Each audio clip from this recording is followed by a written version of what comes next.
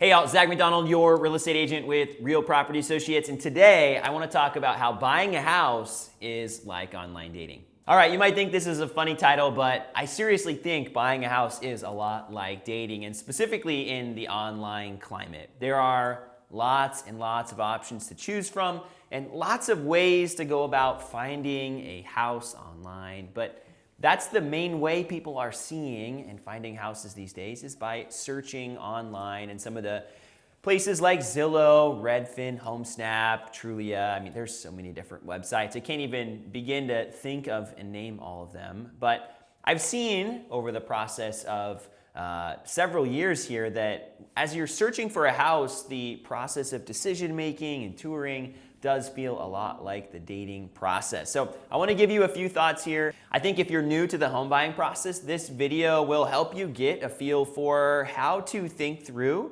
which houses might be a good fit for you. And also, I think if you've bought a house before, this might be a little bit more lighthearted and maybe funny just a little bit. So let's jump into the ways that I think buying a house is like online dating. And I think the first one is that we all have a set of criteria that we're looking for, right? When you're looking for a house, you want to have clearly defined criteria. I think a lot of times when people are dating, they also have criteria that they're looking for. So with a house, we're thinking about what's our budget, what's most important, the house or the location. We're thinking about square footage, lot size, bedrooms, bathrooms. We're thinking about single family house versus condo, townhouse versus maybe a split level or a single story house. So that's more the style of house. We're also thinking about old or new, outdated or remodeled. It's pretty funny to think about a person in these categories. So when we're thinking about a house purchase, we've created these buckets of houses that we've crossed off, and then houses that are possibilities,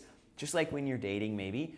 You've got your bucket, but you got to narrow it down, right? You can't go on 20 dates, or I mean, yes, you could, but you don't want to miss out on a good one. And same thing with houses. You got to focus in. So, once we have our list, we need to pick our top 3 to 5. And that's what we're always talking about is we want to filter through all the information and focus on the best. We also need to be intentional and stay focused, especially in a hot market like we have right now. This housing market in Seattle is still one of the hottest markets in the country and has been for many years here in the running. And we still find ourselves in a super competitive housing market. It's definitely a seller's market, which means buyers don't have a lot of options. And then we also want to be aware that the best prospects go quickly. So take action, right? And we got to jump out there. We got to go see houses, and we have to be able to make quick decisions. But we also don't want to settle, just like you don't want to settle on your spouse.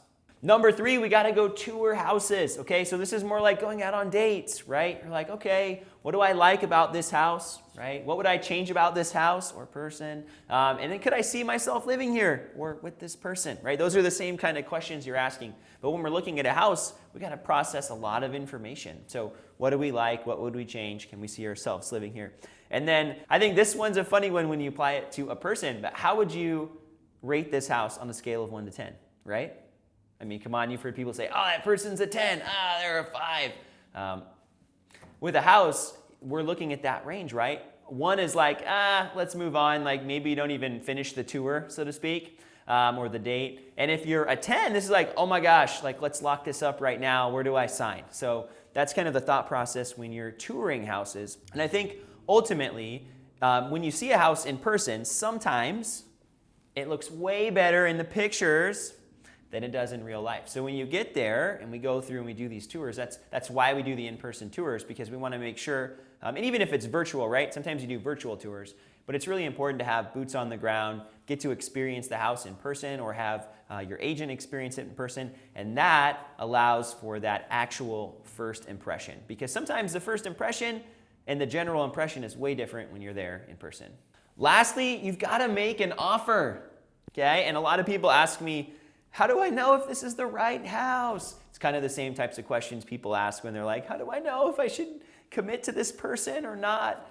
I think it's not always a binary decision, right? It's not always super straightforward. You've got your criteria, but sometimes you've got this emotional piece. You got to go with your gut. You've probably heard people say that. And I think when you're buying a rental property or an investment property, it's strictly like, does this work, right? Do the numbers, do the dollars and cents work? But if you're going to be buying a house, and you're going to be spending a considerable amount of time there, maybe starting a family, whatever it is, whatever your goals are with your home purchase, if it's more about you and you living in that place, you have to like it, right? You have to enjoy that house. You can't just, it can't just check the boxes. So if it checks the boxes but you don't like it, you don't need to buy it, right? Don't settle.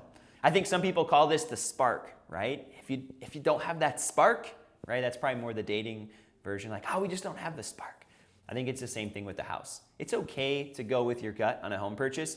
There are lots of houses out there, and there are going to be many houses that meet your criteria, but I think what's most important is that it meets your criteria, but you also enjoy living there. We can continue on with this analogy and continue to take it through the whole home buying process, but I don't really want to carry it on too much. But I know some people end up doing pre-inspections, or they have the due diligence process, right? That could be more like an engagement, and obviously getting keys and closing might be more like getting married officially. But I think the funny part is also serious, that as you're going through a home, if you haven't been in a relationship or gone through that, these analogies might not relate as much. Maybe it's still funny, but I think if you're looking at houses with that idea, you're like, okay, we got to make sure that we have our criteria, we need to narrow down our search, we need to tour houses, and we need to make an offer. I think it definitely helps simplify the process of buying a house. Thanks so much for watching this video. A little bit more lighthearted maybe than some of the other ones that we do here when we talk about the real estate market. But if you want to learn more about the Seattle area housing market and follow along with this channel, please consider subscribing right now so you can see more videos about really what the market looks like and what it looks like to be a buyer or a seller in real estate. And if you have questions about your personal situation, please feel free to reach out.